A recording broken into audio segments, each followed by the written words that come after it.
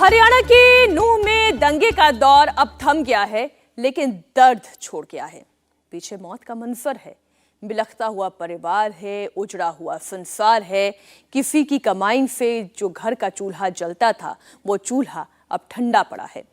कोई अपने बूढ़े माँ बाप की आखिरी उम्मीद था, लेकिन इस हिंसा की आग में कई जिंदगियां खाक हो गई, कई परिवार बेजान हो गए, कई लोग बेसहारा हो गए और बेबसी ही हाथ में है। दंगा होता है तो मकान जलते हैं, दुकान जलते हैं, मानवता जल जाती है, इंसानियत शर्मसार होती है।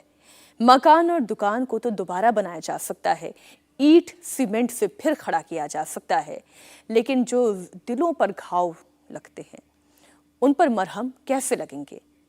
जो इस दुनिया से चला जाता है वो फिर लौट कर कैसे आएगा? इस सवाल का जवाब किसी के पास नहीं है। आज नूंह की कुछ ऐसी ही दास्तानें मैं आपके सामने रखूंगी, दर्द की कुछ ऐसी ही कहानियां जो हर हिंदुस्तानी को सुननी चाहिए। उन दरिंदों को भी देखना चाहिए जो दंगा करते हैं, और उन सफेदपोश साजिशकर्ताओं को भी जो ये दंगा कराते हैं। सबसे पहले आपको सुनाते हैं दंगे के शिकार उस शक्ति सैनी की कहानी, जो ना शोभा यात्रा में गए थे, ना किसी भीड़ का हिस्सा थे, फिर भी दंगाइयों ने बेरहमी से उनका कत्ल कर दिया। इंडिया टीवी की टीम जब शक्ति सैनी के घर पहुंची तो वहां पर रोंगटे खड़े कर देने वाला मंजर था। चीख पुकार मची हुई थी, पत्नी का रो रो कर बुरा हाल था, छोटे छोटे 4 बच्चे घर में पिता की याद में बिलख रहे हैं, समझ नहीं पा रहे पिता गए तो गए क्यों? दंगाइयों ने उन्हें छीन लिया उनसे, आखिर क्यों?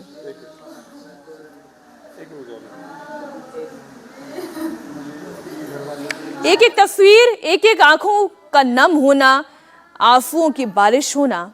जरा देखें, हर वो शख्स जो दंगों का हिमायती है, जो हिंदू मुसलमान के नाम पर, जो एक्शन और रिएक्शन के नाम पर यह तय करता है कि ये तो होना ही था, वो ये देखे आज तस्वीर। दंगे का शिकार हुए शक्ति सैनी नूंह जिले के रहने वाले थे। दंगाइयों ने उन्हें पहले अगवा किया, उन्हें जमकर टॉर्चर किया, और जब डेड बॉडी मिली तो शरीर पर कट के इतने निशान थे कि गिनती नहीं हो पा रही थी। इतने फ्रैक्चर थे, सिर और गले पर भी टॉर्चर के निशान थे। एक एक निशान ये गवाही दे रहे थे मरने से पहले कितना प्रताड़ित किया गया। वो धार्मिक यात्रा में नहीं गए थे और ना ही किसी भीड़ का हिस्सा थे। उनके गांव में गुरुकुल है और उस गुरुकुल पर दंगाइयों ने हमला कर दिया। गांव के हिंदू, गांव के मुसलमान, सब ने मिलकर इस गुरुकुल को बचाया। बचाने वालों में एक शख्स शक्ति सैनी भी थे। दंगाई तो लौट गए, जो उन्हें करना था उन्होंने कर दिया, लेकिन थोड़ी ही देर बाद शक्ति सैनी को अगवा भी किया गया और उसे मार डाला गया।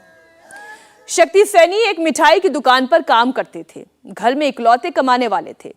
पूरे के पूरे घर की जिम्मेदारी उनके कंधों पर थी, और अब उनके वो 4 बच्चे, उनकी पत्नी सब बेसहारा हो गए।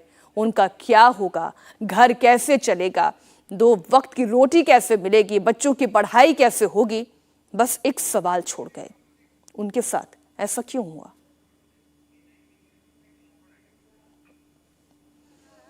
एक लंबी खामोशी आज उन दंगाइयों के मन में भी गूंजनी चाहिए।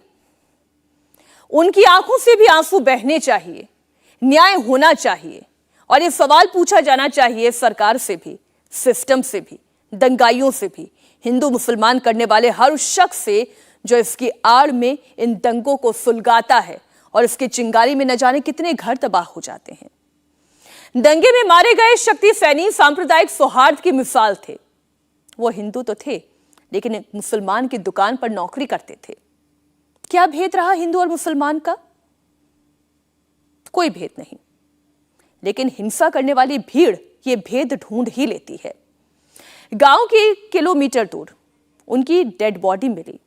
जरा सोचिए, दंगाइयों ने उस 1 किलोमीटर के रास्ते में न जाने शक्ति सैनी के साथ वो क्या क्या बर्ताव किया होगा, जिसकी गवाही आज उनका वो शव दे रहा है। जरा देखिए। ये नूंह के भादस गांव का शक्ति सैनी का परिवार है। पत्नी का रो रो के बुरा हाल है, बेटे के हाथ में उनकी तस्वीर है। दर्द ऐसा है जिसे शब्दों में बयां करना अब बहुत मुश्किल है, क्योंकि इस घर का इकलौता सहारा अब कभी वापस नहीं आएगा। बेटा क्या नाम है? अनमोल बोले। पापा किस हालत में गए थे और क्या हुआ फिर वापस? मेरे पापा रोड खा गए हो जी, और मंदिर पे भीड़ ने से मार डाला, बहुत बेरी में से मारा, चाकू वाकू से लाठू, जब तक टॉर्चर किया जब तक वो मर नहीं गए। हमें इंसाफ चाहिए। वो क्या बोलकर आपको गए थे आपके पति? कड़ो कागे लिकड़ो नु करो बड़ा कनकू कवाले में मंदिर तीक चारो, और मिन की तू जल्दी आयो नु कहा मैं जल्दी आऊंगा, तू बड़ा कनकू कबा पिवाग ले काम कर ले 6 बजे से कन लिकड़ो।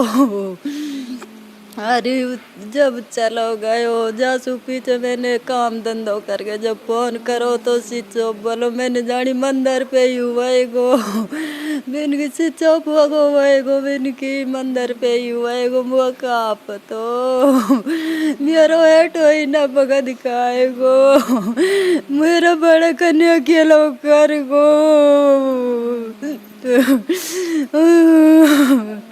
मेरा बड़ा कन्या के लोग गो। उनको बहुत मारा था, टॉर्चर किया बहुत ज्यादा? अरे गो भी मारो,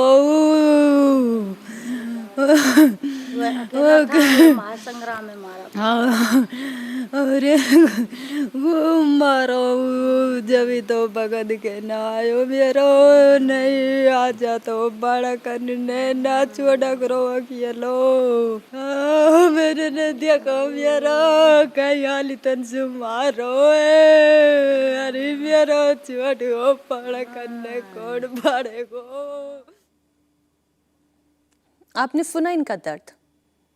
कहकर गए थे जल्दी आ जाऊंगा, फोन किया तो फोन स्विच ऑफ, और फिर कौन लौटा? उनका शव, उनकी डेड बॉडी। आज रो रो कर उसकी पत्नी का बुरा हाल है, और केवल आंसू ही बाकी हैं परिवार में। आगे क्या होगा, भविष्य क्या होगा, क्या न्याय मिलेगा भी या नहीं मिलेगा, सिर्फ सवाल हैं। इंडिया टीवी हर वक्त हर जगह डाउनलोड करने के लिए सर्च करें India TV news Google play store या ऐप स्टोर पर।